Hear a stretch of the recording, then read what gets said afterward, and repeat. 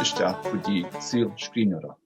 Bíonn tá mac-léinn Éilís Ní Dhuibhne, gearrscéalaí, úscéalaí, dramadóir agus scoláire. Éilís tá fáilte rút. Gur an bhíonn agus a bhí. Tá óige Éilís is bleachlíú ógúchas nachcha. Se, Lochléocha se mé, Rugadh mBaile cín mé, Lochlia néideag Chaith, agus tógadh ranalach mé. Ní raibh ranalach fashionanta nó costasach ag an am sin mar atá slátá joban bhí daoine géirí bogad amach as ranalach, níos mó ná teachta ann agus bhí cónaí uirinn cul-de-sac beag le beidir scór tuach eile ní raibh an iritin páistí thart beidir go raibh tailig le páistí leadas agus na tithe. So bhí sé go deas mar áit le fásús bhí sé congracht a gachrod rannach an the lárnach mar is óldid agus bhí sé clúthar mar áit. Agus gaeilge beth bhí agad agus túd a fáiste? Bhí mé gáthánach. Ní raibh gaeilge ar bith ag mo bháthair agus níor álamigh sí gaeilge a gceart riamh ach ba cainteoir ó dúchas de bheith methar as gaelfach beag I Iar-Chonnacht Glenmhar agus de lear sesin gaeilge linn nuair bhí sé Saol ach nó bhí sé mo gobar chuid is mód an am Sealás tachtan ag an am sin siúna near a bahé agus so béle antanga a bhí agin Saol sa teag den chuid is móide. Ach nuair bhí mé a chun ar scoil an gaelach scoil riide. Ní raibh mór an gaelscoil na hart ag an am sin an Lochlia trí kings óga bhí an ach bhí scoil riide réisúnta congracht doing bhí sé ar ordáin fortaníir le ag an am sin. Agus an rá spéise go sa scríbhneoireacht ag an níos óg sin? Well, ónóir a thusnig mé a dalamh mé conas léamh mé hain hartfáil séanú seachas dóga bhí anna boléthir mór é né. So bhí mé bhí andúil ar fada gom I leabhar agus de chlóíoch mé mar bhil don leirlinn poblí ar an bhuinis a ríise bhí congracht doing agus héin an beag nach gach lá bhí mé an siúil an mé hain agus bhí cead a go leabhar amháin áil ag an am ag na léinn sin agus Jerry bhí mé néanú de bhíon ag fáil leabhar ag an lé. So is ó nuair a bhíonn tú ag léamh chuirn tú sim I scríbhneoir freisin, so bhí sim a go scríbhneoir dó bhí mé anna óg ní seo beidir opnú néanú de bhí mé ag smíanamh. Is bralam saoil seo na leabhar agus an hic sin agus bhhailm é prothú mé hain. Agus an chunnach le de chéad fí sa scríbhneoireachta. Clothíoch mar de rá. Is bliain. Bhí mé is cuilam is ar scoil ar tharla sé gan áras. Is cuilam de léamar píosa beag takes lear béle the road to reading nu ar ag mar sin. Agus an teidir bhí nó the longest way round is the shortest way home. Agus dear an únseoir oringe an rang Ashtí a thugamar ar cónaí compositions ar an téma céine agus the bullshit go háir agus bin an céad píos scríbhneoir cruthíoch. An sin fuair mé anna spreaga ón scoil. Now scoil seanáimsere a bahé, bhíodh si ag búla páistí agus bhí sé cearcanú ach mar sin hain agus ní raibh éon trocht na léinn sin ar Alín mór an nó ní raibh éon scríbhneoir na scoileanna nó aon rud mar sin ach mar sin hain beidir gomach an spreag ó rud agus nuair bhí mé I rang na ceathair nó cuaig sílim dír an múnseoir béarla a bhí againn bhí ag múnseoir ag teachtaisteach a scoil ríide ag déanamh tréáil daoine bhí ag déanamh go raibh an HDIP ó dhéanamh go leis na hoscoil a bhí tras an bóthar hoscoil so bhí si sin na múnseoir sin an I déalach agus óg agus lán de smuointí agus go húntaach bhí si so bhí ban réite a bhí againn ní cuian a hanam is trua dír si ar an dráma a scríb don rang a dhéanadís agus bhí anamar an dráma ar an stáit. Agus an méle nó méil gi tú scríb ag an am sin? Béarla. Well gan áras bhí ag scríb an éige stólam don rang gaige ach is dus mínig mé ar an hain mar scríbhneoir a bheith ag scríb I méle agus cinúide has tú scríb an éige in sin? Well go déanach gomráid le sin well is stocha gur scríb mé drámaí an éige nuair bhí mé an anscoil I suppose nuair bhín tú ar scoil agus nó bhín féin a scríbhneoir a got gomín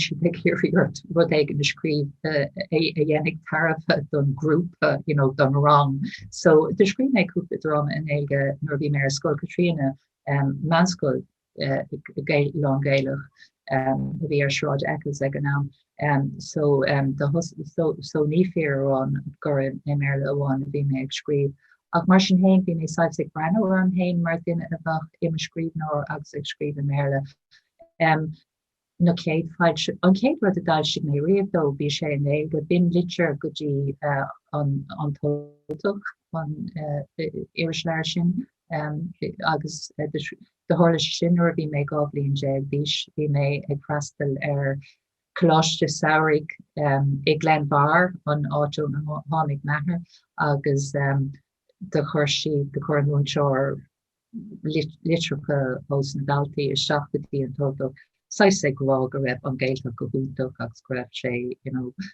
raibh amán a bheithagan ann agus mar sin de agus dáil siad ar an litir so bin mo céad aici conriomh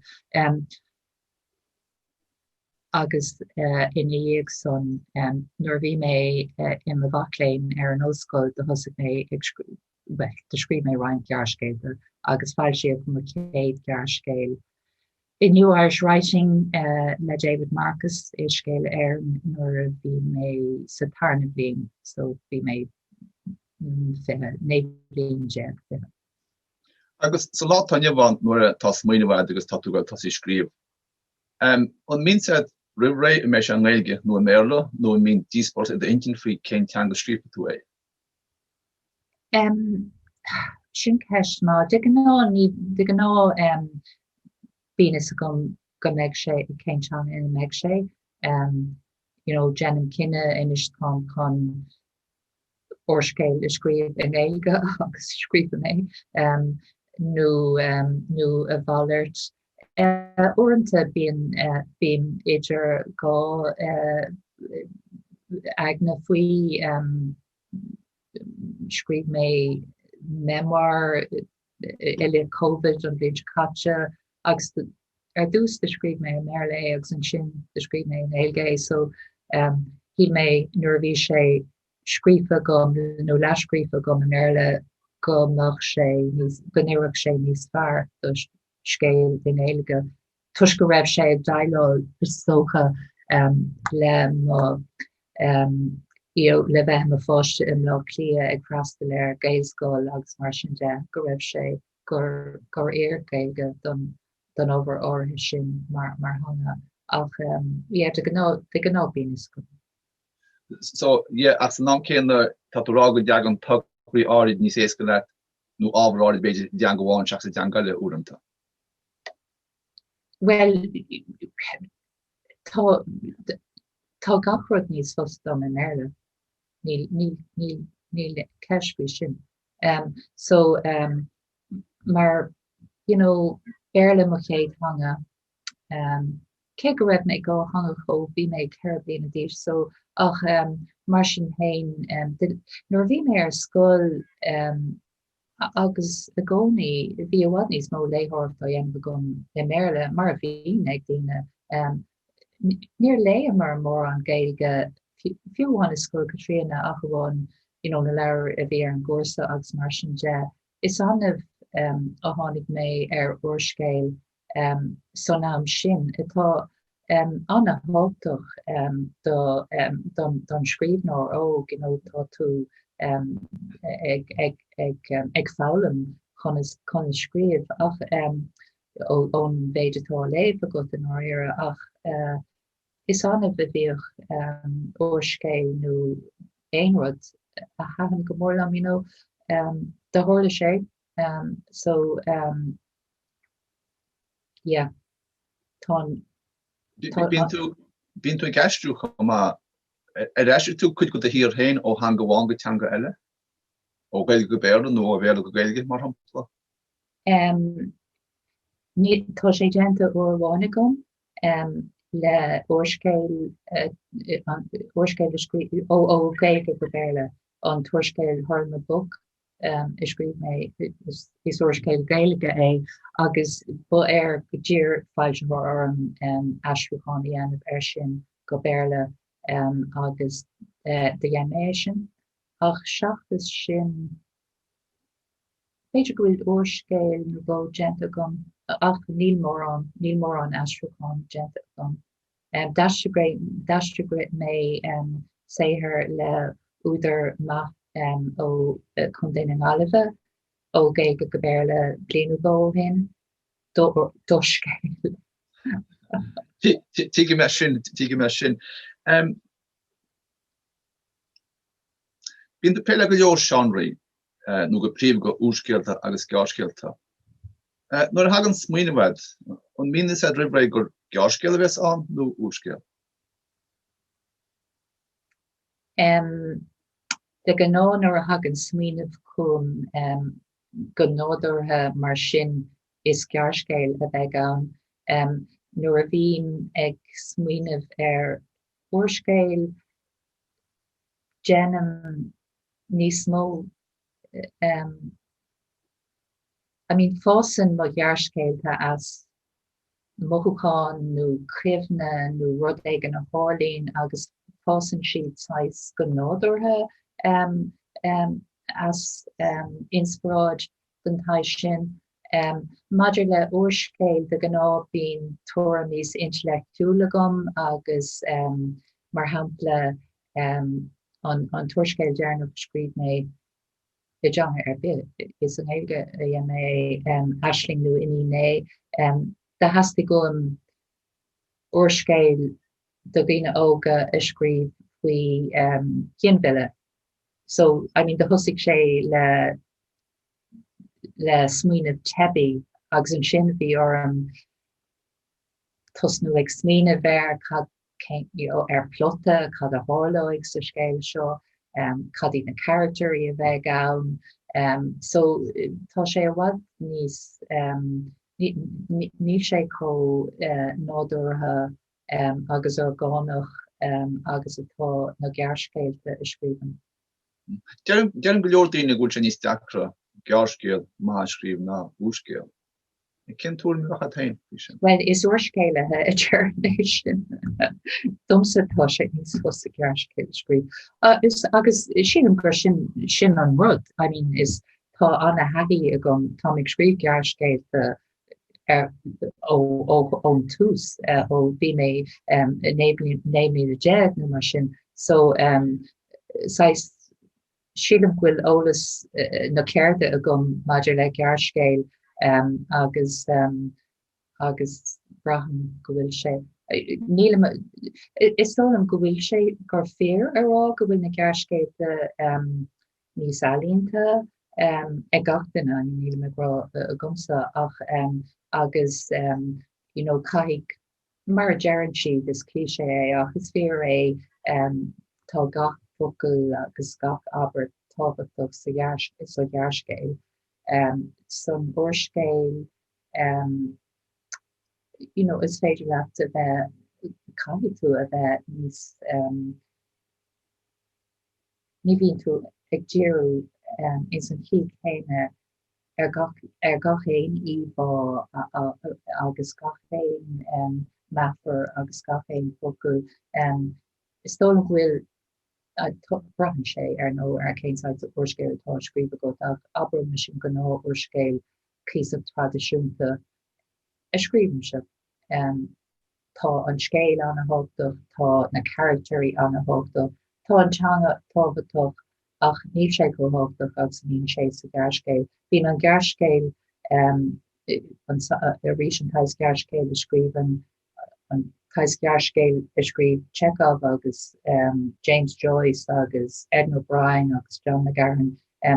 Sílam gan ebrin siad nó stáanta bín na híbána bín sais subhéics a gcónaí in san gearrscéil ach go minic bín san uorscéil freisin ach ní go.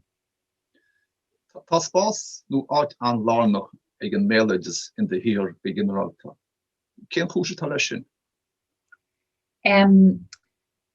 Seach tá spás lánach aige im héithir im scríbhneoir cruthaíoch. An chúise tá leis sin ná go bhfuil anna himagam sa bhéileages, bhíonn mé Jean Stadger bhíonn mé doctorat ag déanamh caite an Gaeilge tá idir bhéileages agus litríocht agus tá anna himagam ins na seanna scéalta. Ach bhfuil sé deacair leis sin íonna maidir agus ceachí mainn tú leas as na seanscéalta is sicher co-amsúra nó amsúra. Tá sé a rís níl sé deacair é dhéanamh. Nuair a bhíon buine úsáid as an bhéileages siadam in áithí i a héir an géadal síos agus is an gearrscéil is mó íon mé is seo buine úsáid as finscéil nó seamascéil scéalínta úntais chun sais codars na dhéanamh idir an scéal úsáid mí de gcónaí taobh le scéal nua tá gom hain scéal co-anseo agus is dólam go gapan an seamascéil sais go solas an scéal nua agus novelia is tá me géirí míú a hort an seamascéil in san scéal co-anseo tá áiscríobh gom. So sin bhíháin buine úsáid sin i scéal cosú leis an ceann Maryland Midlife the Fairies agus the Search the Inland Eyes agus tá si treat she's a Little Red on Knus up his journey on Maryland Little Red and other stories úsáid sé when sé úsáid as Little Red Riding Hood on ours mar size evil is scéalta cóhainse. Ach sí eile úsáid agus déanamh an tamar fad nuair bhíonn ag síos chun uorscéil a scríobh uorscéil teachtas gearrscéil uorscéil le scéal láidir agus clota láidir smaoiníonn an struchtúr a bhíonn ag na seamascéalta agus buine úsáid as an struchtúr sin. I mean, in London na bhuirscéil tá scríobh gom in Gaeilge tá siad a chuirsís Dina Óga Déagóirí atá a géirí aithne chorú hain agus si a dhéanamh in san Saol agus bíon dúrán i gceist agus mar sin de agus smaoiníonn mar agus is scéalta co-anseo iad Ashley nuí burla book agus iad san fad dúrdáin ach a gcónaí smaoiníonn mar an struchtúr duine óg ag dul amach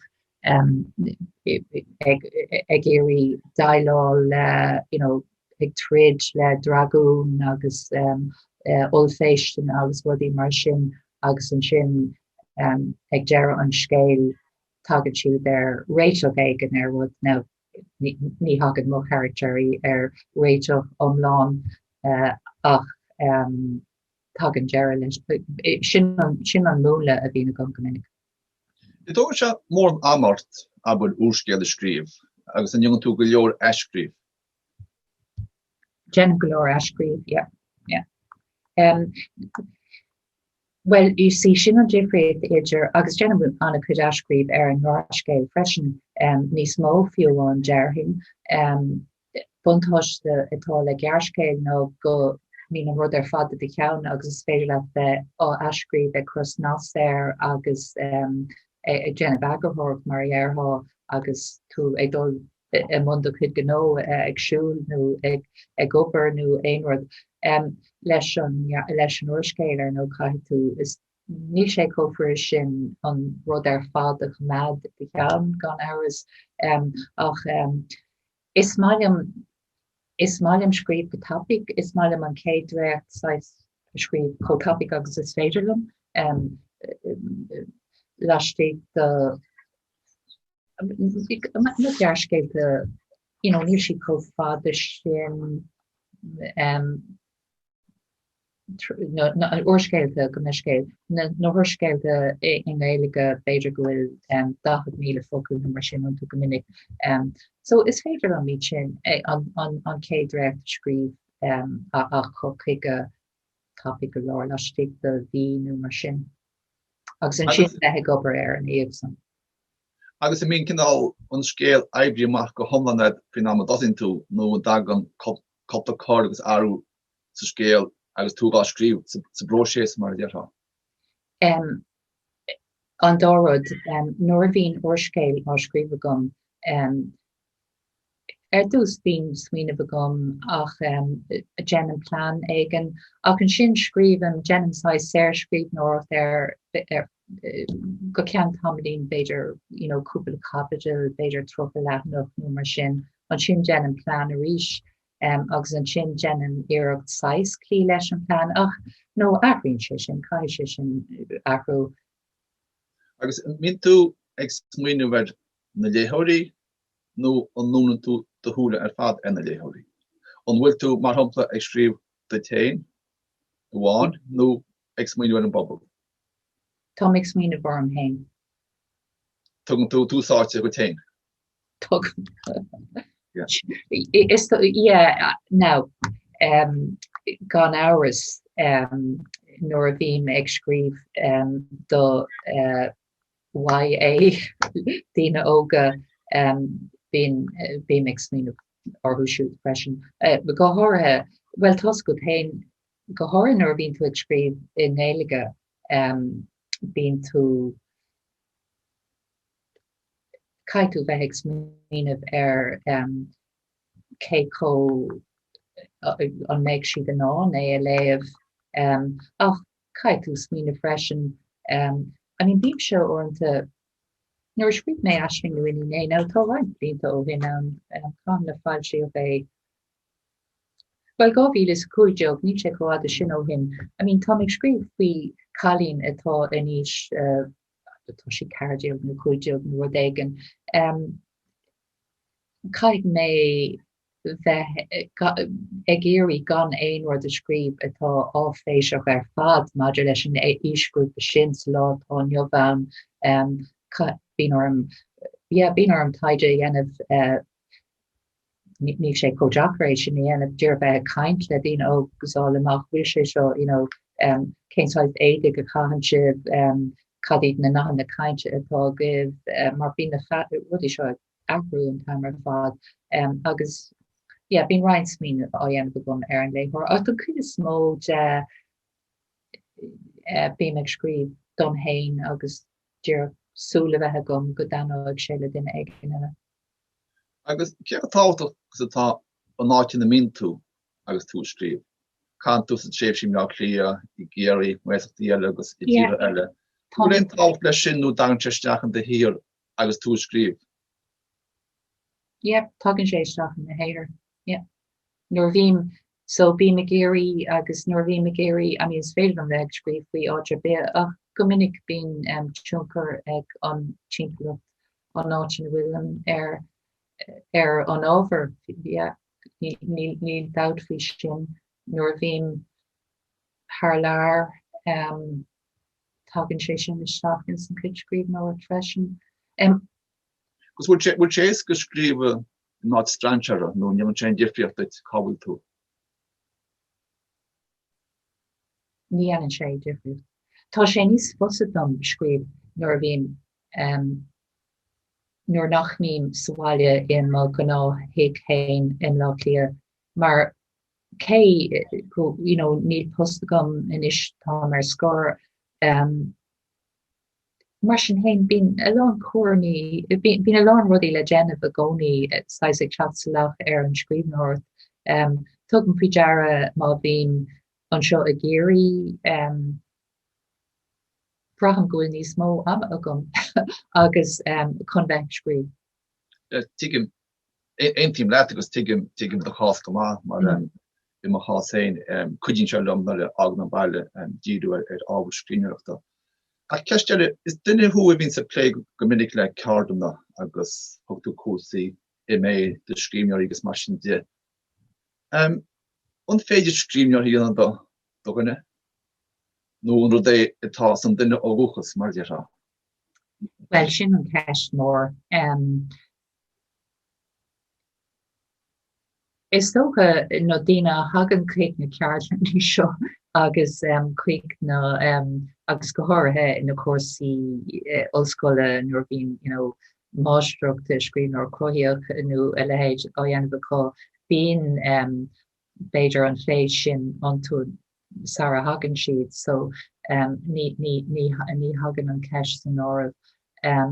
Ach is féidir a lán a bhúna maidir leis an ceard, mar tá an rudí agus is buineann siad le ceardaíocht seachas éí eile, so is féidir na rudí sin a bhúna, is féidir mar hampla nóair thusnaigh mise ag scríobh ní cé go raibh staidir déanta gom ar litríocht é a léamh agus mar sin agus scríobh faoi agus taide dhéanamh ar níor hiic mé an go raibh dearca ní raibh sé tugadh faoi dearc gom go raibh cuitácht do uorscéil nó aon rud an point of view. Just ní raibh an concept sin na Micheál. Inis bíonn sé sin ag daoine tar éis an céad rang lumsa. So Jen si cinenne tá chun an scéil seo insint ó Iar-cha an phríomh charactéir nó ó Iar-cha ó Iar-cha níos móna duine amháin nó péra dé. So na rudí beaga mar sin atá fíorthachtach fálamíonn tú iad anachopig ag ghearrscéalta nó a rang agus beidir go dóg sé leat a héil ar de álann tú hain ag déanamh abris ar chunas mar scríbhne daoine eile an slí a thosnaigh mise peisceile ra bhéin trocht ar ceardaí nó aon rud nar thosnaigh ag scríobh. Tá spéis go lehead ag deancha nach bhfuil chamála gaeilge agus béle cenne teangacha eile tá bhfuil spéise an top. Se stolam go bhfuil tá danbarge seach súlnis tá na conburt a chéile a léfa gom bhí mé posta súlnach a bheith ar chéile so de lear mar súlnis go minic saháile agus léné agus brenim ar chlár go telefís agus mar sin de tá bolgáris cíoch a gomanis tréis ceir bliana ó álam agus tá an spéisi gom ann Chaim lán ama ag éirí bolgáris álam agus an sin Germánis agus Frankis léimiid agus na teanga sin. So tá simime gom a deanga go háirithe ó thosaigh mé ag ddíreadh isteach ar an bolgáris ag mar freastalí mar rangana ar lína le Demeter a Canberra atá na lecht or glas na tríóide i mulgáris agus tá sé an spéisiú bheith ag fálam teanga atá Jackar gurtanga Slavónach agus níl sé cosú le, Béirle nó níl sé Celtach agus níl sé Gearmánach agus níl sé Rómánach, tá sé Slavónach.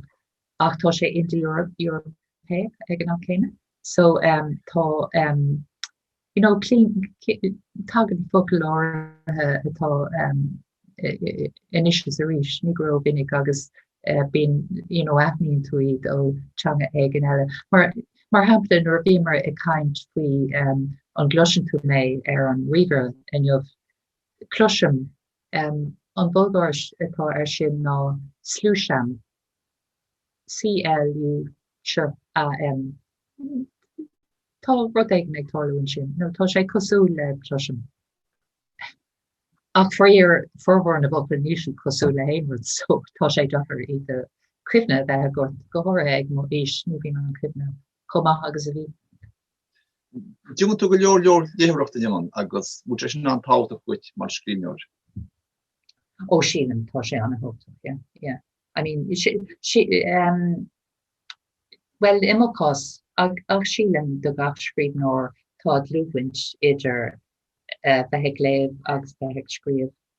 I mean, credim gur thusnú mé ag scríobh tuis gur bléithóir mé mar dúirt mé bhí mé sóite an fiction agus ins na leabhar agus, just an afrin tú ó bheith léamh gotí bheith scríobh.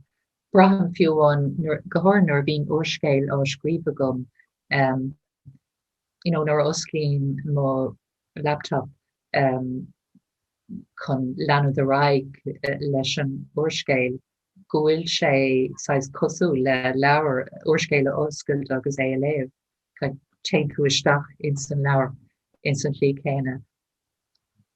So tá sé táta, yeah.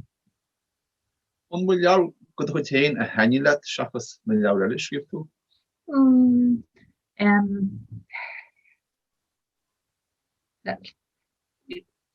De an ánar bhín ag smíanamh ar na cuaircéil tá scríobh gom in éige is an ceann nachhfuil mór an chuirmach ar nechar chalíní beaga clánam lá a hanílam ar ein ceann eile agus no, imagine leis na I mBaile is tóráin fá uorscéil a scríobh gom ach beidir gohfuil seachtó gearrscéalta scríobh gom. So dearthing is gearrscéalta éagsúla a hanílam seachas leabhar ar bith. An léinn tú do chuid leabhar héin riamh aber leabhar scríobh tú fiche tíocha bíanach chun sé an tíomh mú go léamh paiblí. Taobh mud de léamh paiblí, no, is fúlam iad de léamh. Go bra. Well, tá mé héint a gás céanna. Tá go leor dúiseannaí fátead an na blianta. Cécha táhaach sa bhína dúisin goit mar scríbhneoir? An hóach bhí mé, well, I mean, tá sí táach sí gur bín anna ásarm nor a hagan an le go háú pérad ará gohfuil an dúseo le brunna ort. So, yeah, tugann sé ardú bandan dom ní a scomanne. Agus tugann siad public don de héir freisin. So, yeah, siad bhfuil sé. Tá sé go deasí de bhúcant, níl sé go deas nar nachbúin tú. Agus cid fí léirbheasanna an gcuireann tú món station tú? Yeah, chum. Yeah, ní éiting a rá nach gurm spéis. Agus tug mé sin faoi deara ach go háirithe díreach inis, mar tá lear nua agrathe gom near scríb mé an near mé hain faoi scríbhneoirí bhaineann Lucas a woman writer. Tá sé sais ar an bhód le beidir ceithre seachtaí inis agus ní léirbheas ní léirbhe ein léirbheas fáil. Well, hí beidir go raibh léirbheas ag ag Tristan Rosenstock ar radio na Gaeltach ar leid é an sé agalah lom faoi ach ní léirbheas fáilte I bhailseáin be go dtí seo agus tám saistímo ar tasú go dóirlóigh sé ach braham bháilm go dámach léirbheas na bhí agus ar mo chuidhéir féin tá sé go an sais asragra sin áil agus gan is mó bhín an léirbheas gomach bhín sé an bheith ar fad. Agus le críoch nó suas cén sihir nó sihir bhfuil tú gobar fi láthir? Tom ag gobar ar an memoir beag seo in éige a dúirt mé níos luithe táráint obair fós le déanamh ar sin agus Tom ag géirí or scéal I scríobh ach le linn an COVID well de scríb mé an memoir agus cú beidir gearrscéal nó bó ach níor mé mór an scríbhneora céimí so Tá ag géirí or scéal nua a dhéanamh. Tá sé dachar dó. Ceapio, well le críoch nó suas beidir go léirú pí bag dúnas leabhar go a chuid cén leabhartá gceist? Well Tom chun písa a lé seo an tuaiscéal is déine a tá scríb agam aisling nó iní é so lé mé leathnach as an orscéal agus seo capital an cheadtá an capital ná Éilís agus tá aisling ag dul ag sioppadóireacht chun rudí a Chonnacht nach dánoig len na mórthir. Léigh mé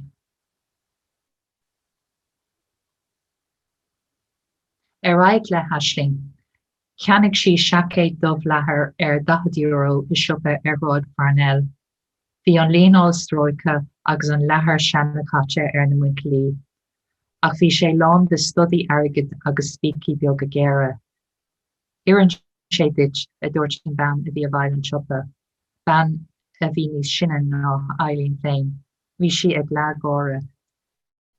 Ní idir an bheith de bóthir róhásta leis. Ceannaigh aisling é ar an bpointe. Daimsigh sí an siopa ar sráid an bóraigh an sin. Cosúil le gruaigire, agus bhí thug gruaigire é freisin. Bhí áras ar an bhar a deistigh na studaí. Fear ón Africa bhí ann, é an ord dathúil léna corcara air. Cé níosú a chrí, duine si a híis. Chrá sé a ceann. Brónarm, nílim sásta é dhéanamh muna míad a hisismóthir leat. Chuir sé sin úntas an domhan ar aisling. An bhfuil slí ann, sin an slí sa siopa seo. Bhí díomá an domhan ar bhí. Go tobann ní raibh aonaí uathaí ach an stoda sin, ina srón, ina teanga, ina clúas, ina bollag, éáit. Tar arás nuair a bheith tú séideog. Cén fáin ar ina siipréig an nach ID uig. Bhí gruaigir eile taobh leis, bhar seáil si isteach. Níor ceistigh aine faoin na híis. Éilís Ní Dhuibhne, go míad maithad as bheith linn ar síl scríbhneora. Foilsíodh.